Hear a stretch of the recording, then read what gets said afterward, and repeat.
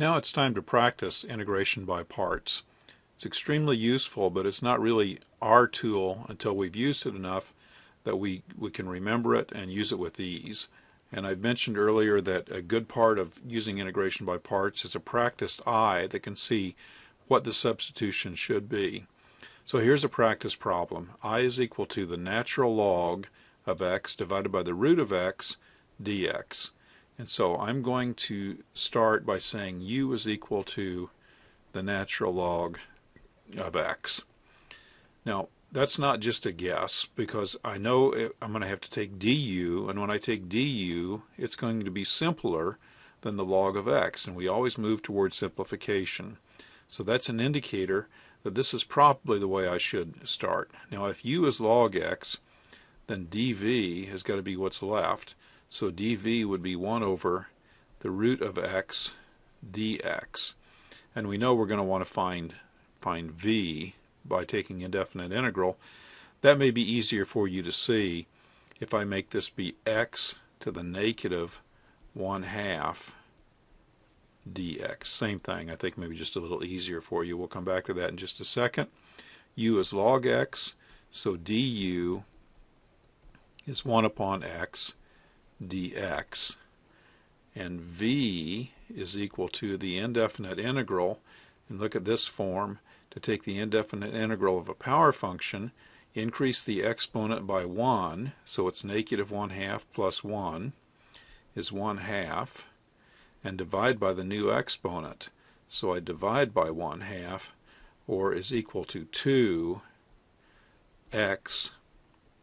to the 1/2. Alright, so I think this is probably simpler than what we had. And using these substitutions and integration by parts, I is equal to uv, so u would be natural log x, and v would be 2x to the 1/2. So there's uv, minus the integral of v, 2x to the 1/2, du, 1 upon x dx. And I'll rewrite this one more time before we finish the problem. X to the 1/2 natural log x minus, let's take the 2 out. We know that the constants can go through the integral sign, and now I've got an x to the 1/2 and a 1 upon x, and that would be an x to the negative 1/2, combining the fractional exponent with the exponent 1, and a dx, and that's easy. And in fact, I've already evaluated that integral once. I evaluated it in this step right here, but we'll just do it again. So we've got a 2x to the 1/2 natural log x minus 2, and how do I integrate this? It's a power function, so it would be x, increase the exponent by 1, 1/2, divide by the new exponent, so I'm going to divide by 1/2, and finally add a constant. Okay, we're almost done. This is 2x to the 1/2 natural log x. Now this is in the denominator, 1/2 in the denominator, so if I invert that, it's going to become just a 2, and this will be a minus 4 x to the 1/2 plus a constant is equal to, and I don't really know that there's much point of simplifying that further. I guess there is a point.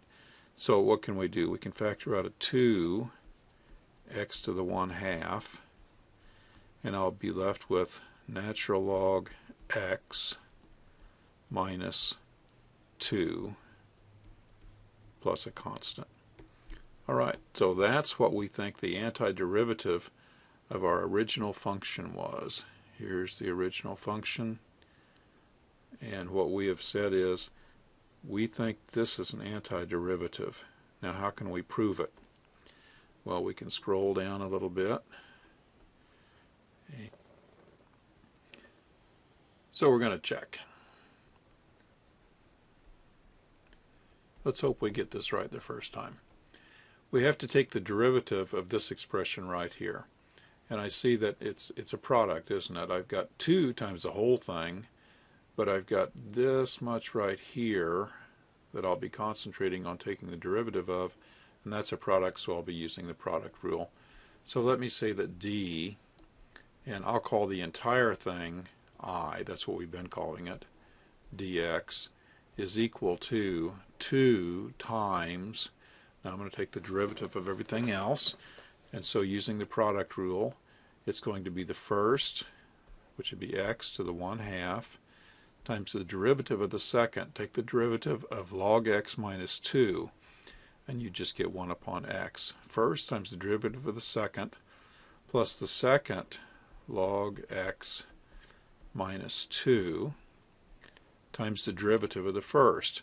And that's a power function, so it's the exponent, 1/2 x, and then reduce the exponent by 1/2, and you get something that looks like that. And then take the derivative of the c on the end, which gives you a 0.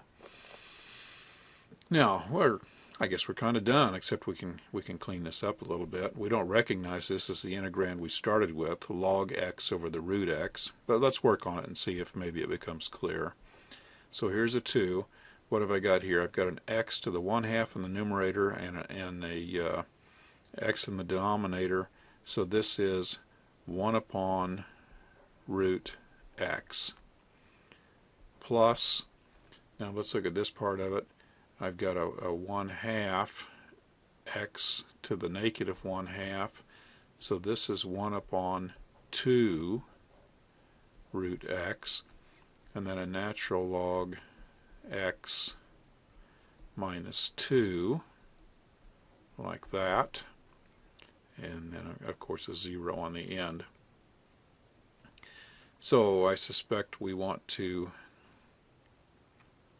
let's multiply through this, the 2 right here, let's multiply through by that 2, and so I get a 2 upon a root x, and when I multiply here, I get 1 upon root x, and the coefficient is natural log x minus 2, like that. Are we getting closer? I think so. I can see it already.